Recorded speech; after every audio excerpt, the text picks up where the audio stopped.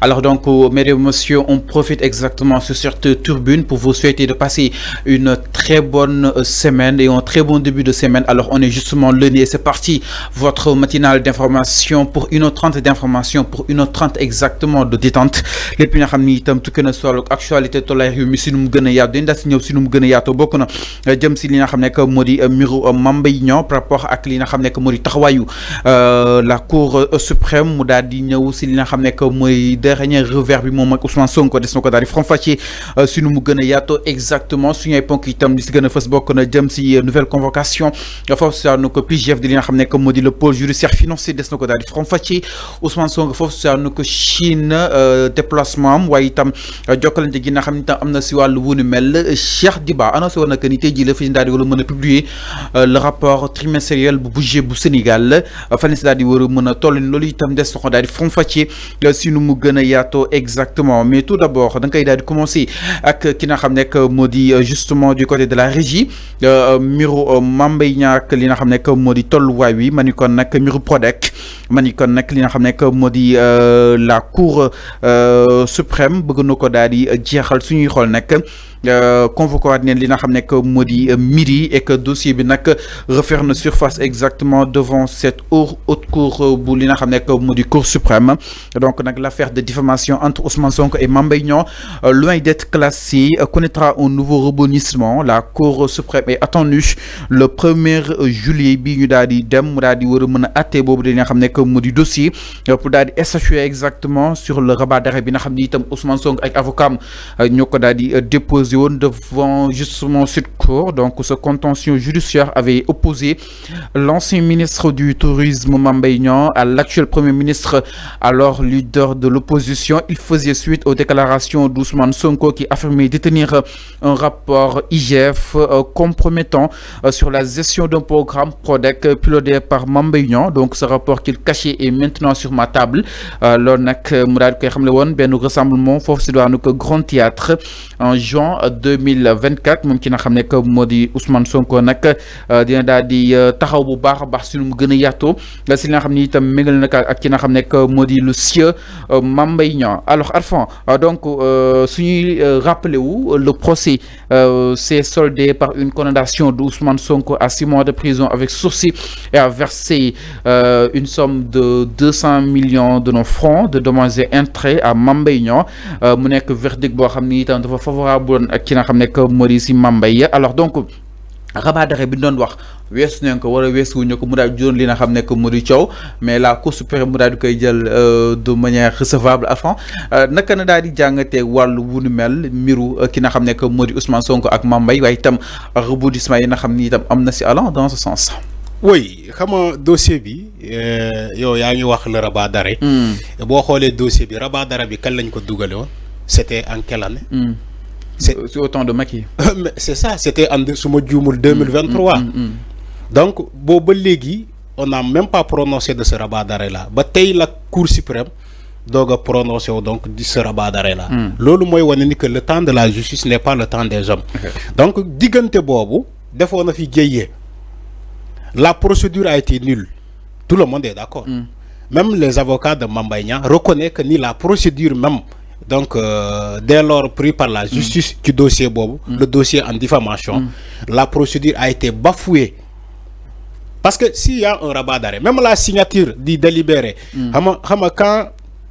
quand ils ont cassé la décision, quand ils ont amené à la Cour suprême la décision, cassé quoi.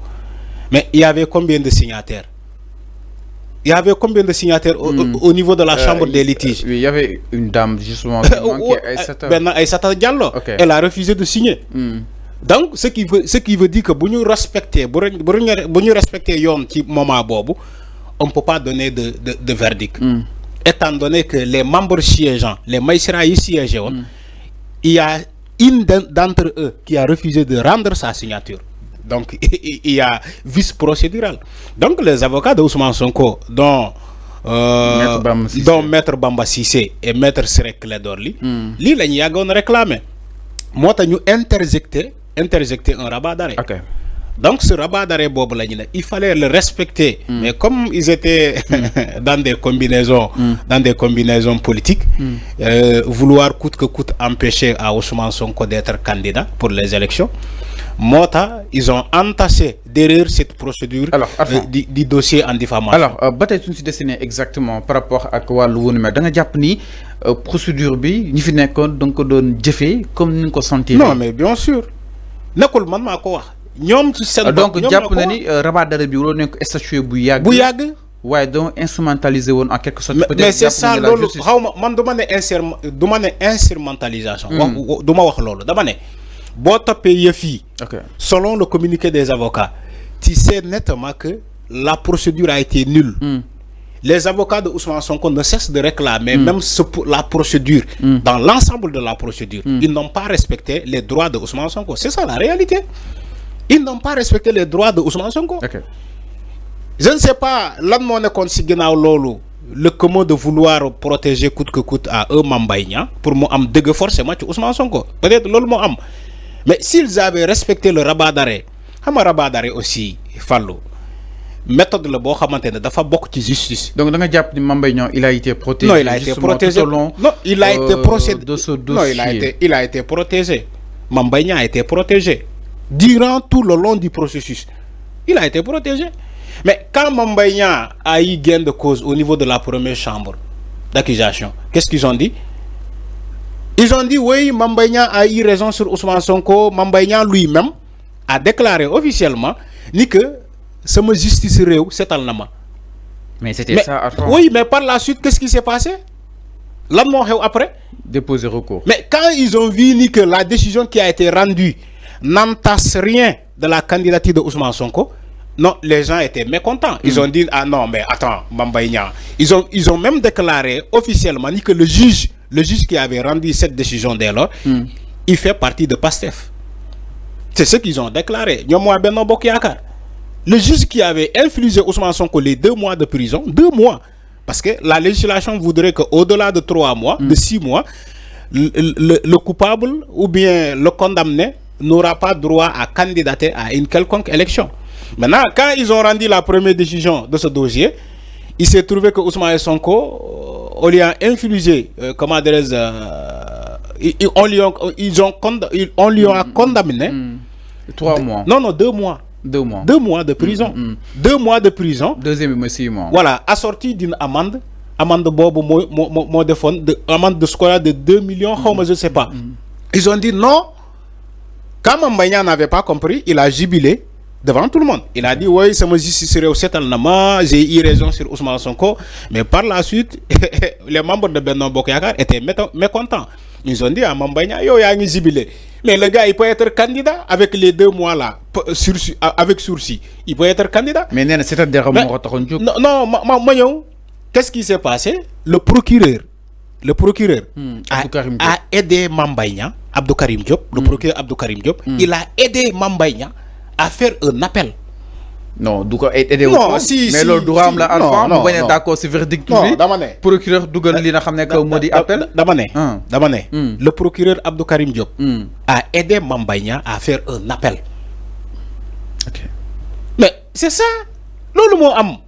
Alors man sa waxuma appel bi quand ils ont fait appel ñu daan Ousmane Sonko du lolu mo am bañ ko daané ba mu leer len ni que Ousmane Sonko légui du mëna candidater, les avocats de Ousmane Sonko ont fait un appel. Bañu éggé cour suprême la lañ def. Non, égguñu cour. Non, bañu cour d'appel. Bañu démé cour d'appel. Ñu confirmer. Non, waaw, bañu démé cour d'appel, ñu confirmer. Mais il s'est trouvé que la procédure a été nulle. Ils n'ont pas respecté les droits de Ousmane Sonko, le délai requis de l'appel parce que bo dané un détenu bon dans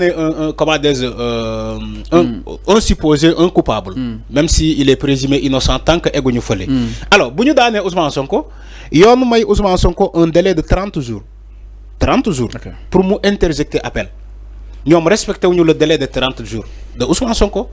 Il faut demander les avocats de Ousmane Sonko, ils ont eu 30 jours de délai pour déposer leur recours mais ñom comme dañoo yakamti la machine à emballer qui recyclage pour Ousmane Sonko bañ a nekk candidat ils n'ont même pas respecté le délai des 30 jours de Ousmane Sonko ses droits ñom ñu daal comment dire joxe seen décision. Mota quand il y a eu une erreur qui la décision qui a été rendue. Mais les avocats de Ousmane Sonko ont vu un vice procédural. Mota ñu déposé un rabat d'arrêt. Quand ils ont déposé le rabat d'arrêt, mais le rabat d'arrêt est suspensif. Mais ils n'ont pas respecté ça. Ils ont ignoré même le rabat d'arrêt déposé par les avocats de Ousmane Sonko. Alors, aujourd'hui, si la Cour suprême décide, aussi il faut que tant que la Cour suprême, dossier bobu yekhul.